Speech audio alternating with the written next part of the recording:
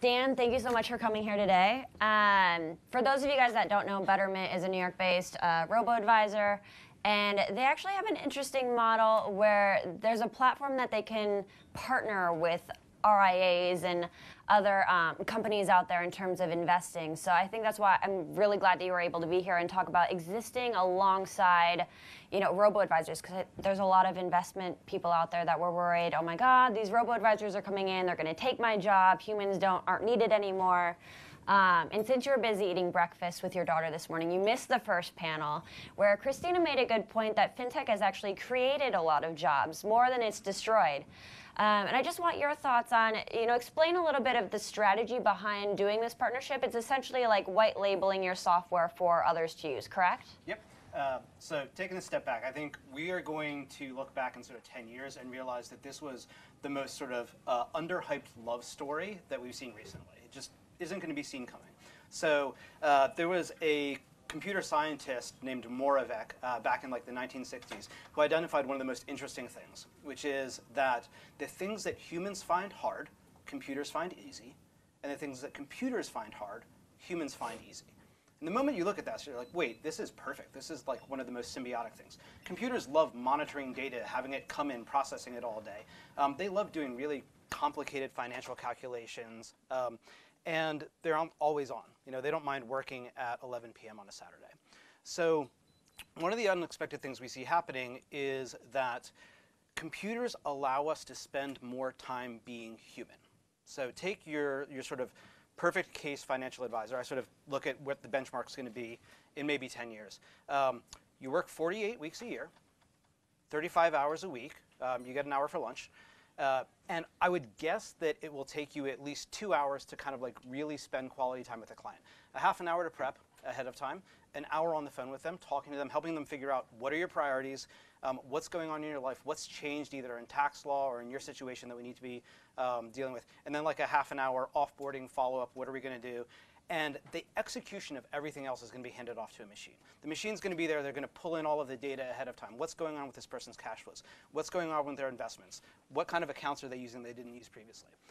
If you take that model, that 2 hours with any given client to have like a really solid conversation, you're looking at around 850 clients that one human being advisor can really manage a quality relationship with. Right now, if you talk to what I think of as like the most efficient RIAs, they max out at 100 clients. So that's the gap there. When we talk about like advisors should be able to spend more time doing the human element that a computer can't do, we need to have computers doing the heavy lifting of everything else that preps it, gets all the information ready, allows the advisor to have just the core emotional planning conversation, and then leave the execution to a computer. That gap of 100 to 850 clients is what we are trying to close by helping advisors be more efficient with their time. Got it. So if I am an RIA and my company decides that we want to start using Betterment, how exactly does that process work? Because in my head, like I interned at UBS Wealth Management, and one of my jobs as an intern was organizing the filing cabinet.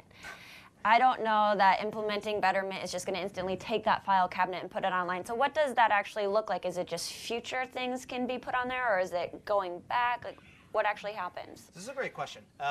One of the sort of transitions are hard and take certain times because obviously there aren't a lot of other players who are like, yes, we would love to give Betterment really high quality data that they could use with their advisors to move assets off of our platform. But there is a pull from clients, and there is generally a move towards you should own your data and you should be able to get advice from whatever party wants to give you advice as an independent fiduciary. One of the real synergies there is that Betterment is a registered investment advisor, so we follow a regulatory standard of being a fiduciary, and a lot of Betterment all of Betterment for advisors are the same. So there's not really any conflict between us and them in terms of, yes, we all want to do the right thing for the client. And generally that involves reducing the amount of variable annuities that they've been sold. Moving clients onto the platform, and this is where I think actually it would be wonderful to talk to one of our advisors to get their firsthand experience of it, is smoother, especially when you have younger clients. They want a more tech-focused experience.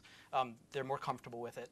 And where you want something that's simple and easy, where you spend time with the client. So if you want complicated hedge funds and liquid alt strategies and everything, we're not the place for you. Mm-hmm. There's a kind of like misperception that, I don't know, if you're wealthier, you have a more complex financial setting. You can choose to. It opens up opportunities to do some weirder stuff that normal people aren't allowed to do.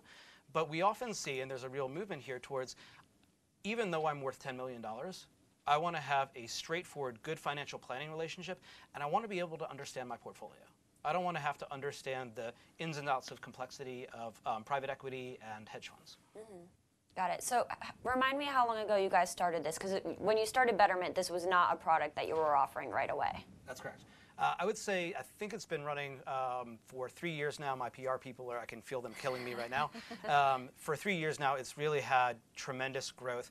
I think early on, there was a little bit of an antagonistic relationship because there was so much displacement that we'd seen in other sectors.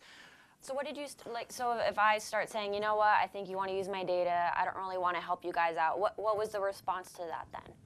So again, coming back to, one of the classic cases of this is the XY Planning Network. This is a network of financial planners, people who are certified financial planners.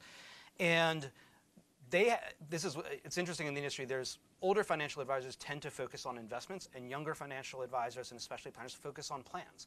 And they said, however much time I spend rebalancing, onboarding clients, processing legal and tax forms at the end of the year is time that I'm not spending with them.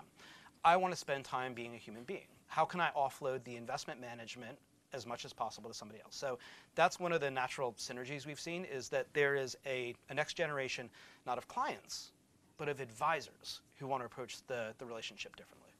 Got it. And how do you see this relationship sort of evolving over the next few years too? Because it's still pretty early, 3-4 years since you guys have launched this, and it's doing very well, but I feel like there's room for expansion, and maybe other platforms start offering services like this too, because it's white labeled, correct? Like if I am an RIA, they're not going to know it's Betterment. It's just the software behind That's right. the scenes. It is Verhage Advisors. Okay. So a couple of things that I think it's important to see from a broader perspective. The first is that the vast majority of the direct clients that Betterment has are not displacements from human advisors. For a long time, there was this gap where it was, DIY brokerage. You would go to some kind of online broker and you do a lot of this yourself. Now, imagine that you have $40,000. 1% of $40,000 is not enough for a financial advisor to really get excited about serving you. So up until you have, I don't know, $1 or $2 million, there was this gap because it costs so much to run the advisory business.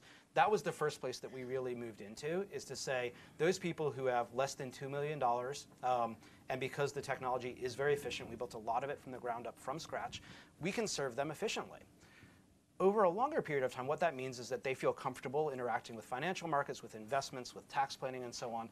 And they're going to be more savvy when they hit their 40s and 50s, and they're going to start looking for somebody who's able to do a financial plan for them.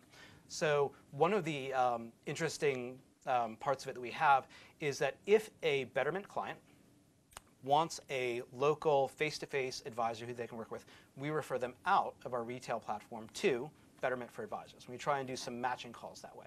So it goes both ways. Mm-hmm. I think that, this is speaking with a number of sort of what I think of as the most dynamic RIA firms. There's two big trends that they are following on. One is, and this comes out of medicine, you have to have a really good team. The idea of like a sole practitioner who knew enough about tax and planning and insurance and estate to really service clients well, that's going away. You have to have a number of specialists who all work for one firm who can serve clients very well, and maybe there's an advisor who manages the one-on-one relationship but is able to call on the brain surgeon when they need to. The other element is really investing. There's kind of a bifurcation. There will be investment professionals who do the CFA and really move into quant, index style things. We need to systematize our process. We need to scale it. That's sort of one, branch that you're really going to pull off. And then there's the opposite, which is the emotional intelligence. I've been investing since 2000. I've been an advisor through numerous sort of drawdowns. And one of the things you realize is that while the market is falling, facts don't matter. You can throw stats out there, you can show them graphs, you can do all this stuff, but you need to be good at taking the emotional momentum that a client has and redirecting it, or appeasing it, or speaking directly to it. So that emotional intelligence is very different than any curriculum that's taught in like the CFA or being a professional today. Looking forward, I think that young advisors are going to invest more in being able to understand the investing stuff, but more importantly, being able to connect and communicate and work with clients on the more personal issues. Got it. And so if I want to start using the platform, I use Betterment as part of my job to make sure I'm staying on top of what you guys are offering and others in the space. And I don't have a ton of money with you, so I can't do too much tailoring. If I'm with an RIA that's using it, there's more tailoring that they're able to do, correct? That's correct. Advisors have access to different strategies and also the ability to tailor the allocation itself, either in line with their firm's views or what we tend to see more, something that's going to be a better fit for that specific client. Got it. So what are some of the other strategies that they might be able to put in there? So we have, a little while ago, we rolled out a income strategy that tries to generate as much yield as possible. That is managed, the allocation is managed and directed by BlackRock. So that's one example. There is a Goldman Sachs-based smart beta or factor-based strategy that you can follow if you want to sort of move away from market cap strategies. Vanguard actually has one that they use with their advisors or advisors who want access to the Vanguard allocation on the platform. And I think this speaks to kind of the division of labor that we view as being very helpful. We are excellent at technology and design, but we are not ideological when it comes to investment strategy. There may be clients who fundamentally love the U.S. and don't want a market cap-based portfolio, or ones that hate the U.S. and want anything except U.S. ownership. We also have a socially responsible or environmental social governance strategy, which doesn't. So it's not kind of like a. It doesn't remove a whole bunch of stocks. It just really rewards the ones who score higher on ESG scores. All of these are from conversations both with clients, but also with Betterment for advisors, who said. A little bit of ability to tailor goes a long way. Yeah. So right now you have a little bit. Would you ever add more things in there based on client demand? And what are your evaluation criteria in figuring out which ones to offer on that and which ones, you know what, it's not the right thing for us to offer as a firm? Yeah, you start to walk into sort of what I think of as a long tail problem. So you come out with a sort of vanilla market cap indexing strategy, you're going to meet the needs of a lot of people. Let's say that initial thing hits 50 to 60% of the need of clients. When you start trying to go up the additional 10%, 20%, it just becomes more and more idiosyncratic about what somebody thinks is the right thing.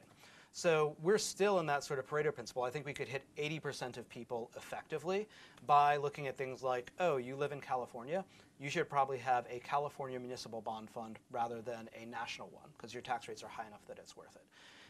We're still picking off those sort of incremental things where, this would be applicable to 30% of our client base if we tailored it further. Or as an example, we recently rolled out a service that we call Smart Saver, which invests in treasuries and very short-term corporate bonds to generate about a 2% yield that will track up with interest rates as they rise over time. That was directly because we had clients saying, listen, it's great for my retirement and my long-term investing things, but I'm getting 5 to 8 basis points interest in my checking account.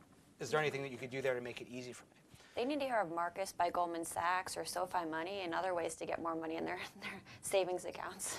Yes, I think one of the great things that the internet has created is more consumer understanding of incentive alignments, sometimes for better and sometimes for worse. We all know that when it comes to Facebook or Twitter, we are the product. We are not the customer. They are selling something to someone else.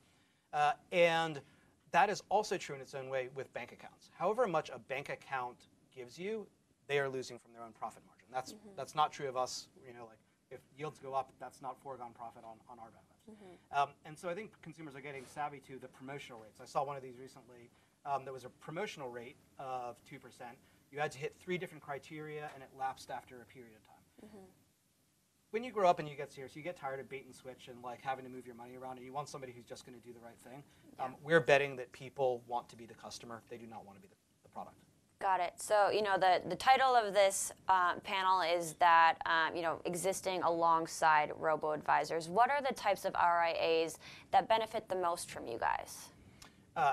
Generally, independent fiduciaries and planners. So if you feel like your value prop to clients is figuring out whether or not Apple or Facebook is the next stock that's going to go up a lot, there's not a lot of overlap. We manage diversified portfolios. We focus on planning and tax and automated portfolio management, especially if the way that you get paid involves some kind of a compensation arrangement between the products that you sell and your income. So independents, generally smaller, medium-sized firms, we're starting to see some of the larger firms and banks get interested in it because of the fact that we can scale up very quickly. And independent financial planners who, again, want to spend as much time as possible thinking about the client rather than the portfolio. Got it. We have time for about one more question. How have the recent market downturns, like the one in February, a little bit over the last week or so, how has that impacted demand for your product? Are people a little bit more nervous about using technology, or do they want to use the technology to be able to use the human side and be like, you know what, I can talk to clients more if they start calling with these downturns? I'm sure there's a little bit of both sides of it. But one of the nice things, I used to work for a high net worth asset manager, and one of the nice things about being on the technology side is that when you see these things coming, you can design the service, design the interfaces to help guide clients to thinking about things in a more long-term setting. So it's no secret that brokers like it when you trade and when you hold cash. We don't benefit from that. So when clients come in, they're going to be presented with their goals, whether or not their goals are on or off track. They can get to a performance page. It's a portfolio performance, so you don't see individual securities. A lot of these very small design changes about how people see their wealth have big impacts on their behavior. Where you come in and you're like, oh gosh, the market's down 5%. I'm still on track to be able to send my kid to college. Maybe I shouldn't worry about this quite so much. So Betterment is coming up on 500,000 clients. Whenever that happens, you're going to have some of them who get worried and reach out. how many of those are through the RIA, and how many are through the platform like me logging on at Betterment.com? I'm sorry, I don't know. But yeah, I think that on the opposite side of things, our client base, I think again, there's a really interesting symbiosis in that we tend to get clients who are very comfortable with the idea of a buy and hold approach. We are not an exciting brokerage site. When you come to us, it's very plan-based and very easy to focus on what matters rather than the day-to-day noise. However, if you are somebody who naturally follows markets and does get worried about these things, an advisor is probably a really good match for you. They're going to have those conversations about whether or not what happened over the past week is relevant to you. And so that division of labor, we can take the clients on who don't need that kind of coaching and have coaches available for the ones who do. Again, it's a love story. We're going to look back and say, wow, this was incredible. Yeah. All right, one more question. Eric mentioned earlier that robo-advisors like yourself are a big draw for passive investing, ETFs. How do you think that plays in the next downturn? There's a lot of people invested in just general ETFs rather than specific stocks. I would almost want to call Eric up here because I think he's done as much, if not more work on it than I have. So this is like embarrassing yourself, the student in front of the teacher. So let me try and get this right. Number one, every time we see a downturn, we see assets on average exiting from active funds and moving into ETFs. They might come out of both, but they tend to come back into ETFs after the tail end of that. There was another thing. Oh, you got me. We'll cover on the next panel, don't worry. Okay, there we go. Great question. I think it'll be really interesting because like we mentioned earlier on the panel before that back in 2008, ETFs were a pretty big deal, but there's been a massive inflow into these strategies since then. So I'm sure you, Eric in particular, we're all very excited to find out what happens at that point. Yeah, ETFs as a structure, it's a little bit like going from mutual funds are a 2G connection and ETFs are a 3G connection. It does allow for some really interesting stuff, but I don't think it stops the fact that people make phone calls. Yeah, very true. All right, well, thank you, Dan. I really appreciate this, and thank you, guys.